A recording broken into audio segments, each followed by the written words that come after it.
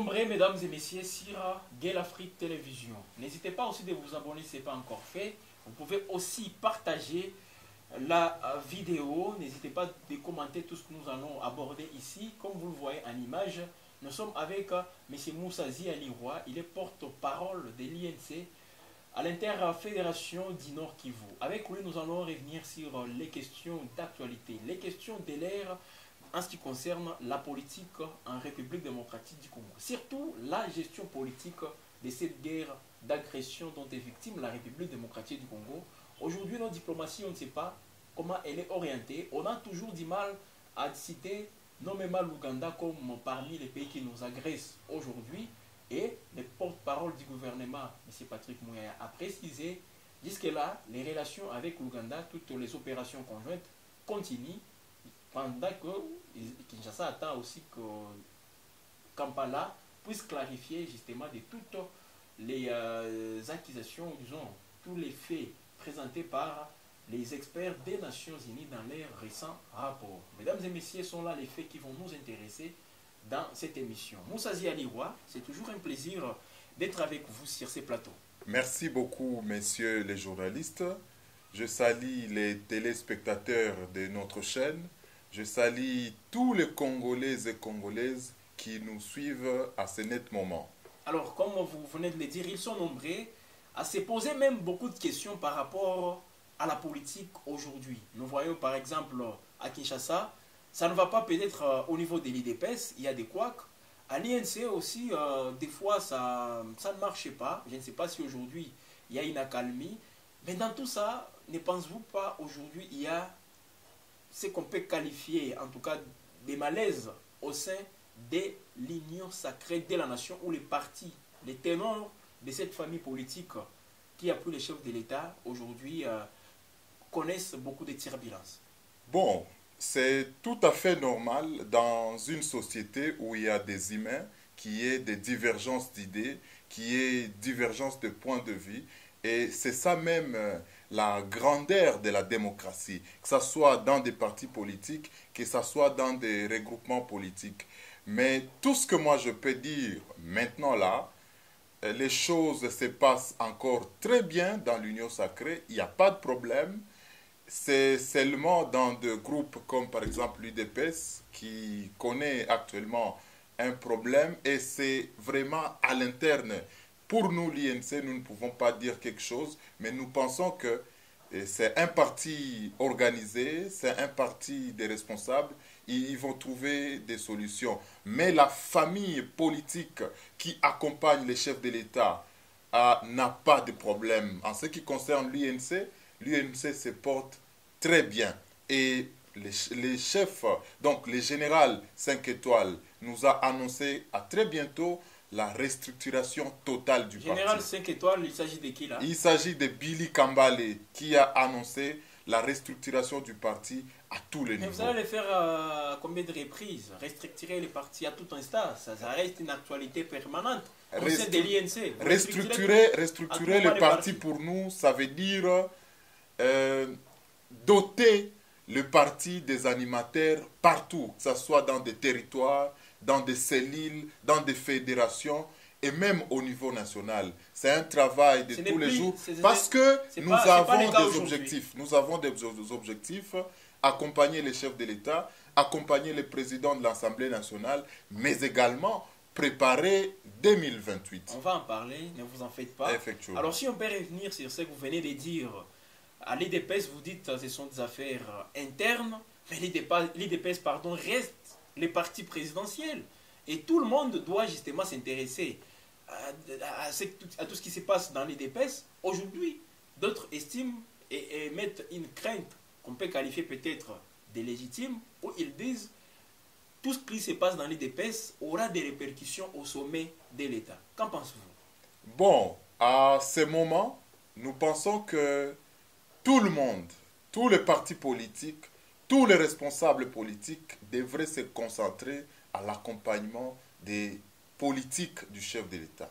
Malheureusement, dans certains partis politiques, nous constatons qu'il y a des guéguerres, qu'il y a des divisions, qu'il y a des problèmes. Mais nous pensons que la force d'une organisation où il y a des humains, c'est aussi la divergence d'idées. Parce que c'est en ayant des points de vue divergents que l'on peut trouver des solutions pour certains problèmes. Et donc c'est tout à fait normal et nous pensons que ces problèmes-là doivent prendre fin d'ici bientôt. C'est un problème interne pur à IDPS. Nous ne connaissons pas les tenants et aboutissants, mais nous souhaitons en tant que parti partenaire, en tant que parti allié, nous souhaitons que les amis de l'IDPS règlent ces problèmes-là et qu'ils trouvent une solution pour enfin se concentrer aux actions du chef de l'État et à l'accompagnement. À l'INC, c'est un calme qui règne, ou soit c'est pour un temps seulement? Non, à l'UNC, il y a toujours eu la paix. À l'UNC, nous concentrons à accompagner les chefs de l'État, accompagner le président de l'Assemblée nationale, l'honorable Vital Kamerhe. Tout se passe bien et nous préparons déjà 2028. Il n'y a pas de frustration au sein de l'INC depuis que la mise en place dans les institutions a pris forme. Il n'y a pas de frustration. Les frustrés ne sont pas à l'INC aujourd'hui. Vraiment, nous avons accompagné les chefs de l'État avec un bon cœur. Nous avons accompagné les chefs de l'État depuis 2018 et 2023 avec un bon cœur, un accompagnement sincère qu'on a témoigné aux chefs de l'État. Et aujourd'hui, nous sommes en face d'un gouvernement et il était question pour nous de comprendre que dans un match de football, lorsque un entraîneur veut classer les joueurs, il tire les compétences un peu partout. Et c'est comme ça qu'en formant le gouvernement, le chef de l'État a pris quelques compétences au sein de l'UNC. Et pour nous, nous ne trouvons combien pas... de ministres à l'UNC dans le gouvernement? L'UNC a 3 ministres et un allié, ça veut dire 4 ministres. Et donc pour nous, il n'y a pas de frustration. Pour un total de combien de ministres? De 54, hein, si je m'abuse. Nous n'allons pas tomber dans, une réalité. guerre de chiffres. Nous pensons que l'INC est bien représenté dans le gouvernement et c'est avec cette représentation que nous allons consolider les acquis et accompagner les chefs de l'État. Bonne représentation. 4 s'il vous plaît, sur 54.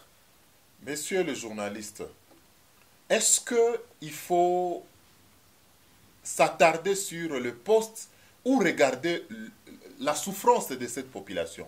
Pour nous, l'INC, ce qui nous concerne et ce qui nous intéresse beaucoup plus, c'est seulement cette question de savoir comment sortir cette population de cette misère. Du rôle que vous avez joué, Moussa, depuis 2018. Voilà ce qui nous intéresse. Vous êtes toujours avec Félix Tshisekedi. Vous l'avez même aidé à ce qu'il accède à la magistrature suprême. Oui. 2023, vous étiez encore avec lui. Jusque-là, Oui. vous êtes avec lui. Deuxième force politique après l'IDPS. 4 sur 54 ministres. C'est vrai, je sais que vous êtes intéressé par autre chose que ça, mais si on peut en parler un tout petit peu, parce qu'on peut dire les compétences sont dans l'INC, pourquoi le chef de l'État ne vous a pas donné Effectivement, c'est ce que nous devons dire. Il y a eu des problèmes dans la formation de ce gouvernement. Il y a eu des couacs. Et ce n'est pas seulement à l'INC, mais également dans d'autres partis politiques alliés au chef de l'État. Mais aujourd'hui, nous avons déjà l'équipe gouvernementale. Qu'est-ce que nous faisons?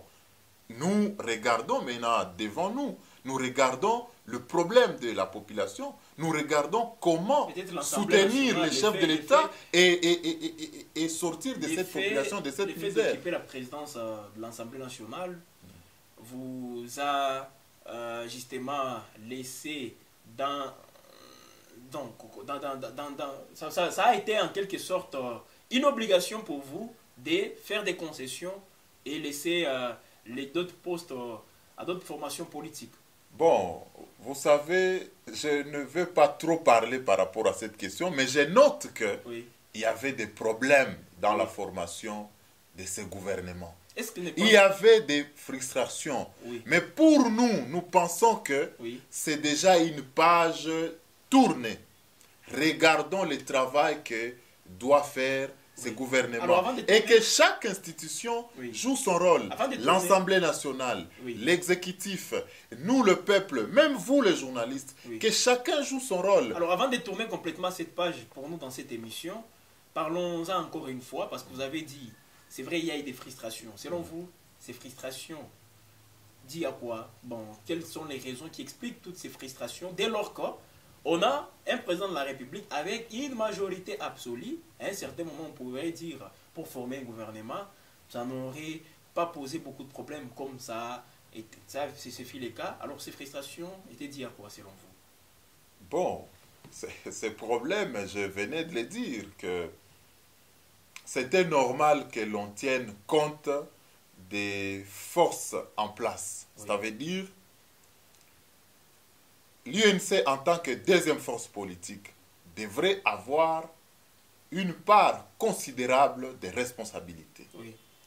Mais également, au sein de l'Union sacrée, il y a eu des regroupements qui n'ont eu même pas un ministre, même pas un vice-ministre au sein de l'Union sacrée. Et pourtant, ils ont eu des députés. Effectivement, parce qu'il y avait un critère bien établi avant la formation du gouvernement par l'informateur. Ça a été respecté, les critères. Malheureusement, ça n'a pas été respecté. C'est ce problème que je suis en train de dire. Mais moi, je dis que, est-ce qu'il faut vraiment regarder seulement le problème? Regardons maintenant le travail que va nous produire ce gouvernement. C'est ce qui nous intéresse et c'est ce qui intéresse la population. Parlons-en directement. On parlait du travail. Moussa Zialiwa.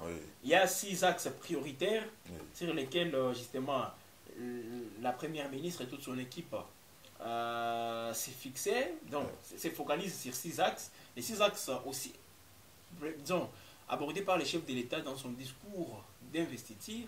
Alors dites-nous, Moussa Zialiwa, en parlant d'une question aussi qui nous intéresse avec ces 6 axes, c'est les retours de la paix dans l'Est du pays. Où en sommes-nous aujourd'hui? Parce que nous voyons une progression aussi inquiétante de l'ennemi. Aujourd'hui, dans 4 territoires déjà, Bouremana, au moment où nous sommes en train de réaliser cette émission, Bouremana est sous l'effet, l'ennemi qui veut s'emparer aussi de cette entité. Dans tout ça, ne pensez-vous pas que nous sommes en train de reculer sur ces piliers-là au lieu d'avancer? Effectivement.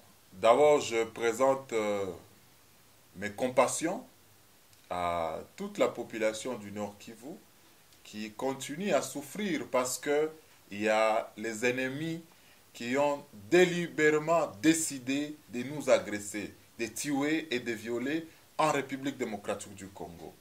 Messieurs les journalistes, le problème est actuellement général. Pourquoi le problème est général? Quand vous regardez le Nord Kivu, Rutshuru, le territoire de Rutshuru, le territoire de Masisi et une grande partie du territoire de Nyiragongo. Et aujourd'hui, la menace s'étend vers le sud Kivu. Et toute cette partie-là est sous l'emprise du M23. Si nous regardons aussi le Grand Nord, les ADF sèment terreur dans ce coin-là. Nous regardons en Ituri. Il y a aussi ces problèmes d'insécurité, les Codeco qui font la loi de l'autre côté. Nous regardons aussi dans le Maïndombe. Il y a aussi les rebelles Mobondo qui font rage dans ce coin-là. Au-delà de ces problèmes, il se pose aussi un problème de la criminalité urbaine. Nous voyons à Kinshasa, il y a la criminalité urbaine. À Goma, à Ituri, un peu partout, c'est déjà un problème. Voici ce qui se pose. On nous a dit, parce que là je dois prendre d'abord la criminalité urbaine au Nord Kivu, et à Goma précisément. Selon les rapports, plusieurs rapports disaient que dans la province du Nord Kivu, il y a plus de 50 groupes armés qui opèrent. Et lorsque l'M23 est venu, certains groupes armés se sont affiliés au Wazalendo pour combattre le M23. Une dizaine de groupes armés. Et si on se pose la question, les autres groupes armés sont passés où? certains groupes armés ne se sont pas affiliés au Wazalendo. Ces gens-là, ils ne sont pas dans leur territoire. Ils sont actuellement dans la ville et certains dans des camps de déplacés. Ils sont partis avec leurs armes. Voilà la conséquence. Ils sont dans la ville de Goma. Alors donc, pour vous, ils se sont déjà beaucoup plus concentrés dans les milieux urbains. Effectivement. Certains, oui. Certains qui ne se sont pas affiliés au Wazalendo. C'est comme ça qu'aujourd'hui, nous voyons des cas d'assassinat du jour au lendemain dans la ville de Goma. Parlons d'une autre dimension. Oui. Là, pourquoi est-ce qu'on n'a pas encore trouvé une solution par rapport à cette question, cette guerre? Il y a un problème. Nous sommes dans une période exceptionnelle. État de siège. Oui. D'abord, il y a un problème de la compréhension. Tous, nous ne comprenons pas cette question d'insécurité d'une même manière. Pourquoi je l'ai dit? Oui. En 2021, alors que le M23 était encore à Bunagana, alors que on pouvait maîtriser cette question, le président de l'Assemblée nationale, à l'époque, qui venait d'être libéré, il avait fait une tournée à Mani. Et il avait proposé une solution, l'œil de cyclone. La discussion triangulaire pour que les Rwandais, l'Ouganda et la RDC se mettent autour d'une table pour se dire des vérités. Parce que ce format n'a jamais été fait dans ce pays. À l'époque, il y avait des discussions entre la RDC et les groupes armés. S'il vous plaît. S'il vous plaît. Oui, oui. Il y avait des discussions entre les rebelles et les groupes armés. S'il vous plaît, monsieur Jenny. Restons dans ces formats. Les problèmes, s'il vous plaît, je vais y arriver. Le problème, c'est d'abord par rapport à la compréhension. Il y a certains officiels qui pensent que c'est seulement le Rwanda qui agresse la RDC. Il y a certains officiels aussi qui pensent que c'est la RDC et l'Ouganda. Lorsqu'il y a déjà un problème par rapport à la compréhension, il y aura un problème par rapport au diagnostic. Comment on peut trouver une solution à une question et on ne connaît même pas, on ne maîtrise pas et on ne comprend pas le problème. Comprenons la question et puis trouvons une solution commune. Vous avez parlé, parce que pour vous, l'INC, la solution c'est l'œil du cyclone. Le format triangulaire. C'était une proposition à l'époque. Bon, jusque-là, on ne peut pas dire qu'elle est obsolète. Effectivement. Très bien. Alors, les Rwanda, la République démocratique du Congo et l'Ouganda, ça fait déjà un triangle.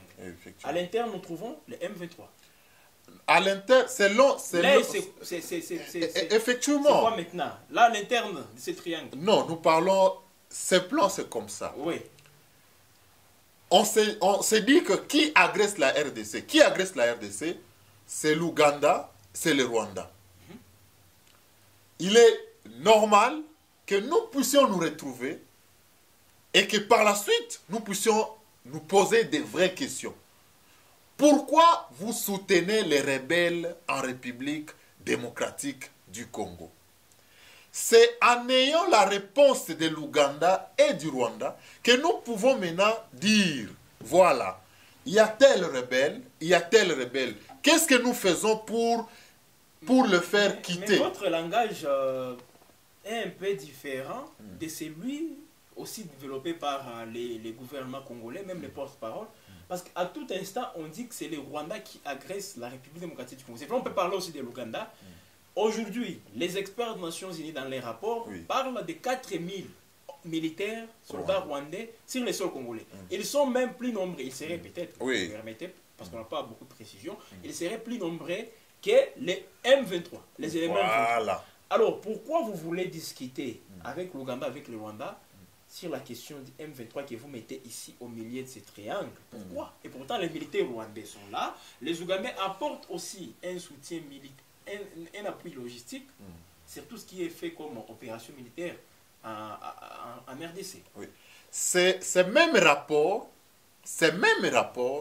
a plusieurs fois cité l'Ouganda comme soutien au M23. C'est que le gouvernement congolais C'est ce que moi je dis. C'est ce que moi je dis. Il y a d'abord un problème de la compréhension. Vous imaginez, messieurs Jenny, des grandes personnalités dans ces pays, à l'extérieur de notre pays, avait dit alors que la guerre se passe à 2000 km de Kinshasa. Oui. Si nous ne sommes pas d'accord, si nous sommes d'accord que tout le monde comprend cette question, est-ce que les officiels peuvent déclarer cela? Est-ce que Bunagana, est-ce que Rutshuru, Masisi, Nyiragongo ne sont pas des territoires congolais? Le contexte dans lequel ils ont tenu des propos est aussi différent. Pourquoi? Non. Parce qu'on veut que les investisseurs viennent. Non, messieurs. La situation dans l'est du pays ne peut pas empêcher que les gens viennent investir en République démocratique du Congo. C'est ça même. J'insiste qu'il y a un problème. Nous ne comprenons pas très bien cette question. Donc les investisseurs ne viennent même pas. Écoutez, je donne l'exemple. En Ukraine, oui. C'est tout ce qui se fait en Ukraine démontre que c'est un État en guerre. C'est un État en guerre. Oui. Pendant qu'il y a encore une partie de l'Ukraine qui est sécurisée.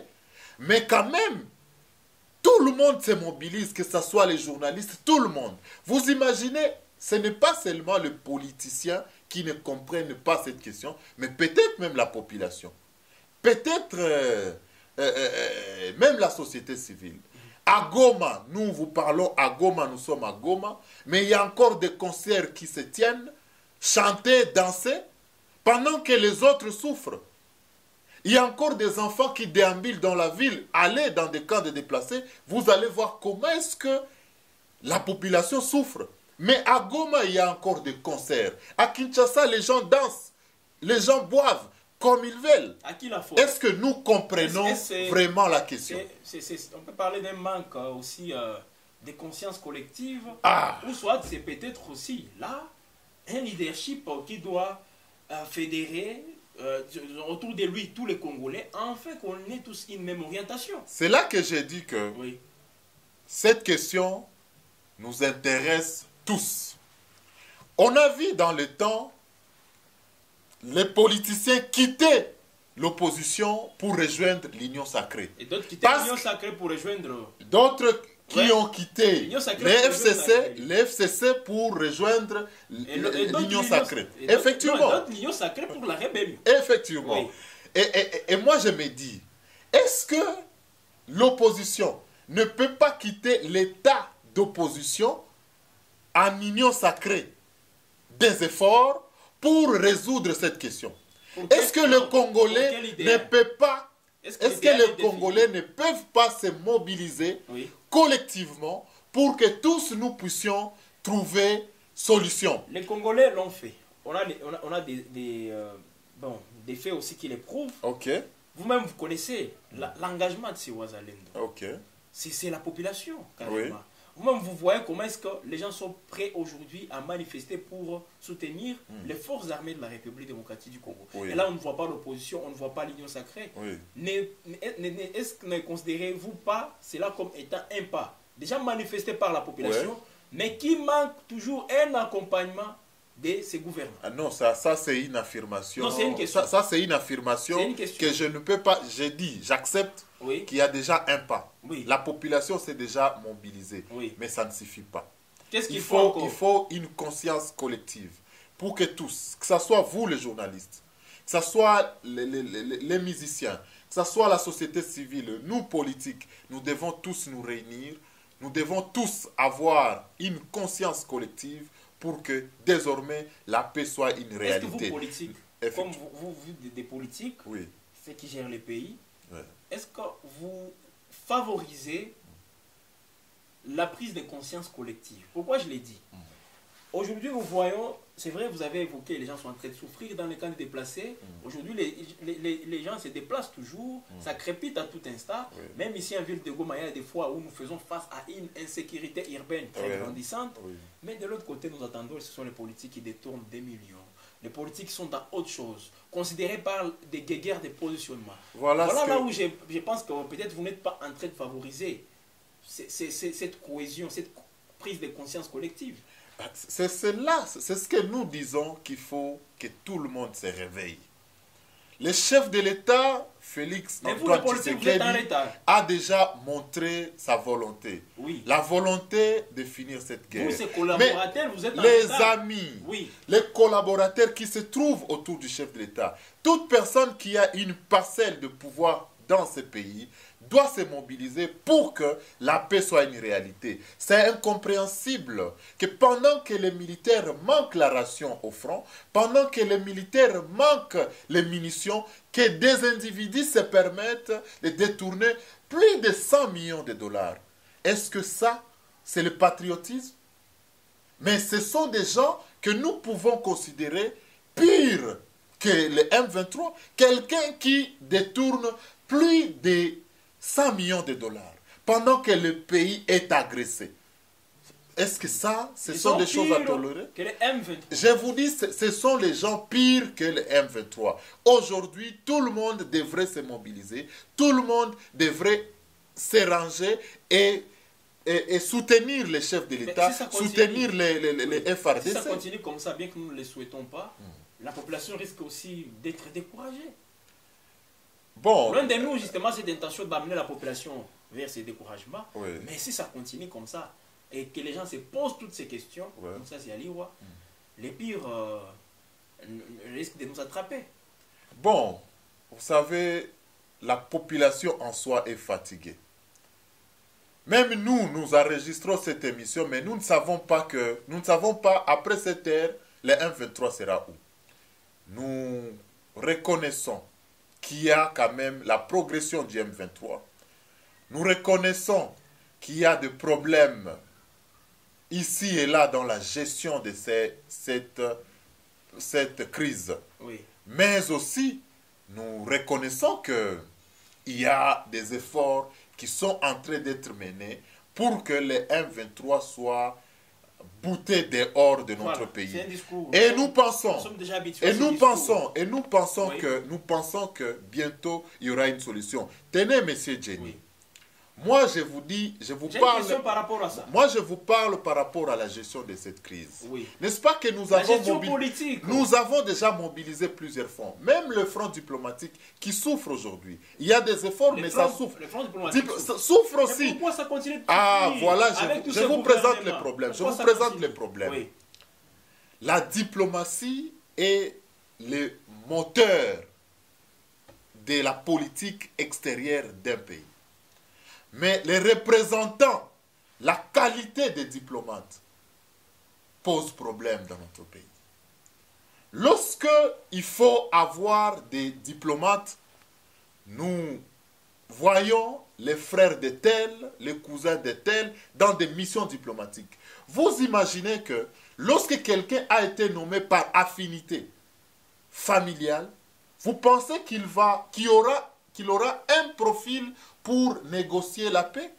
Mais Moussa, ouais, moi je parle en tant que citoyen. Ouais, c'est ça. Ces problèmes, on peut établir les responsabilités. Effectivement. Ne vous en faites pas. Parce que c'est vrai, vous dites nommé par affinité. La qualité des diplomates. Je parle de la qualité des diplomates. N'est pas prise en compte. Oui. Alors, à qui la faute? À qui la faute? Et c'est à ces diplomates nommés, ou soit la personne qui a fait confiance à ces diplomates. Moi, je suis en train de vous parler de cette problématique. Oui. Et à ce que nous attendons. C'est que la stratégie de l'ennemi, c'est d'amener la population à haïr le gouvernement.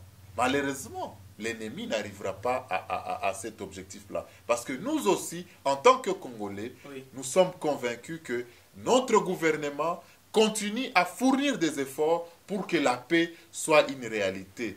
Bien que il y a encore la souffrance de la population, mais il y a quand même des efforts qui sont en train d'être menés. Et je note qu'il y a des problèmes.